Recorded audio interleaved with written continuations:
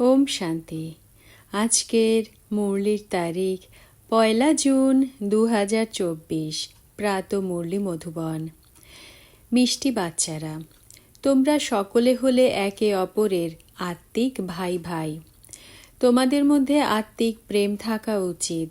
আত্মার সঙ্গে আত্মার প্রেম থাকবে, শরীরের সঙ্গে নয়।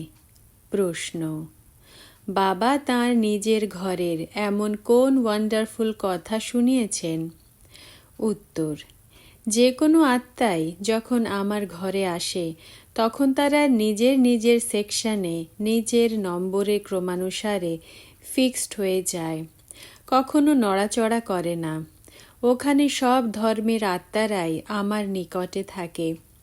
ওখান থেকে নম্বরের ক্রমানুযায়ী নিজের নিজের সময় অনুসারে নিজের ভূমিকা পালন করতে আসে।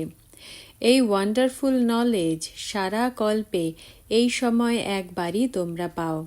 অন্য কেউ এই নলেজ দিতে পারে না।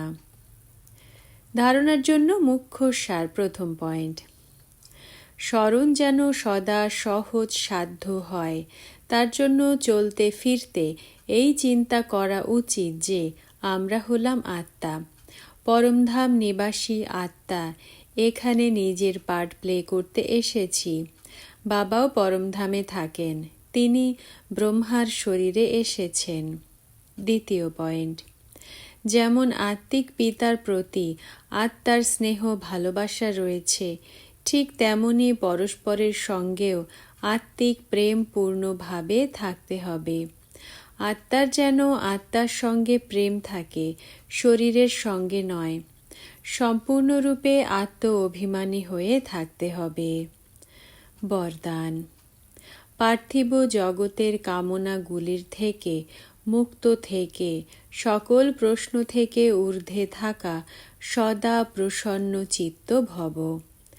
ব্যাখ্যা: যে বাচ্চারা পার্থিব জগতের কামনাগুলির থেকে মুক্ত থাকে তাদের চেহারায় প্রসন্নতার ঝলক দেখা যায়। প্রসন্নচিত্ত আত্মা কোনো কথাতে প্রশ্নচিত্ত হয় না। তারা সদা নিঃস্বার্থী আর সদা সবাইকে নির্দোষ অনুভব করে, কারোর প্রতি দোষারোপ করে না। যেরকম পরিস্থিতি আসুক, যদি কোনো আত্মা হিসেব নিকেশ পরিশোধ করার জন্য সামনে আসে কিংবা শরীরের কর্মভোগও সামনে আসে, কিন্তু সন্তুষ্টতার কারণে তারা সদা প্রসন্ন চিত্ত থাকবে। স্লোগান: ব্যর্থের চেকিং অ্যাটেনশন দিয়ে করো, অমনোযোগী রূপে নয়। ওম শান্তি।